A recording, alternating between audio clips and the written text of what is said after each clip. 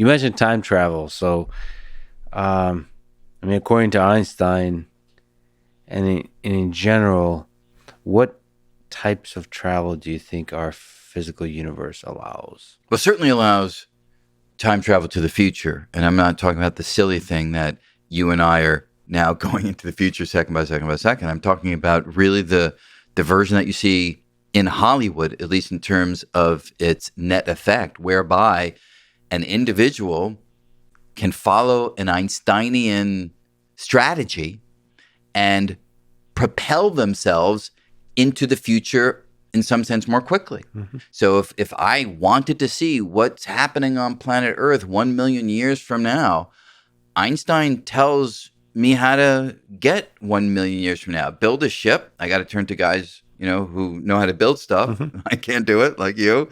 Build a ship that can go out into the universe near the speed of light, mm-hmm. turn around and come back. Let's say it's a 6-month journey out, a 6-month journey back. And Einstein tells me how fast I need to travel, how close to the speed of light I need to go, so that when I step out of my ship, it will now be 1 million years into the future on planet Earth. And this is not a controversial statement, right? This is not something where there's differences of opinion in the scientific community. Any scientist who knows anything about what Einstein taught us agrees with what I just said. It's commonplace, it's bread and butter physics. And so that kind of travel to the future is absolutely allowed by the laws of physics. There are engineering challenges, there are technological challenges. They're close to the speed of light part, yeah. Yeah, and there are even biological challenges, right? There are G-forces that you're going to experience. So there's all sorts of stuff embedded in this. But those I will call the details. And those details, notwithstanding, the universe allows this kind of travel to the future. And if I could pause real quick, you could also, at the macro level, with biology, extend the human lifespan to do a kind of travel forward in time. If you expand how long we live, yeah, that's a way to, from a perspective of an observer, a conscious observer that is a human being, you're essentially traveling forward in time by allowing yourself to live long enough to see the thing. Yes. So that's in the space of biology. What about traveling back in time? Yeah, that's that is a natural next question, especially if you're going on one of these journeys. Is it a one-way journey, or can you come back? And the physics community doesn't speak with a unified voice on this as yet, but I would say that the dominant perspective is that you cannot get back.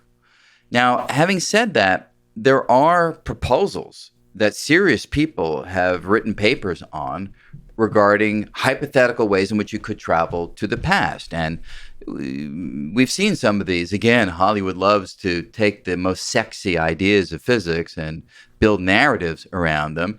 This idea of a wormhole, like Jodie Foster in Contact went through a wormhole, Deep Space Nine star. I'm sure there are many other examples where these ideas that I've probably never even seen. But with wormholes, there's at least a proposal of how you could take a wormhole, tunnel through space-time, manipulate the openings of the wormhole in such a way that the openings are no longer synchronous. They are out of sync relative to each other, which would mean one's ahead and one's behind, which means if you go through one direction, you travel to the future. If you go back, you travel to the past. Now, we don't know if there are wormholes in the world. But they're possible according to Einstein, correct? They are possible according to Einstein, but even Einstein was very quick to say, just because my math allows for something doesn't mean it's real. I mean, he famously didn't even believe in black holes. Yeah. Didn't believe in the Big Bang, right? And yet the black hole issue has really been settled now. Mm-hmm. We have radio telescopic photographs of the black hole in M87. It was in newspapers around the world just a couple of years ago. So it's just to say that just because it's in Einstein's math, it doesn't mean it's real. But yes, it is the case that wormholes are allowed by Einstein's equations. And in principle, you can imagine, putting electric charges on the openings of the wormhole, allowing you to tow them around in a manner that could yield this temporal asymmetry between them. Maybe you tow one of the mouths to the edge of a black hole. In principle, you can do this, slowing down the passage of time near that black hole. And then when you bring it back, it will be well out of sync with the other opening, and therefore could be a significant temporal gap between one and the other. But people who study this in more detail question, could you ever keep a wormhole open, assuming it does exist? Could you ever travel through a wormhole? Or would there be a requirement of some kind of exotic matter to prop it open that perhaps doesn't exist? So there are many, many issues that people have raised. And I would say that the general sentiment is that it's unlikely that this kind of scenario is going to survive our deeper understanding of physics when we finally have it. But that doesn't mean that the door is closed. So maybe there's a small possibility that this could one day be realized. That's such an interesting way to put it. It will not. This kind of scenario will not survive deep understanding of physics. It's an interesting way to put it because it makes you wonder what kind of scenarios will be created by our deeper understanding of physics.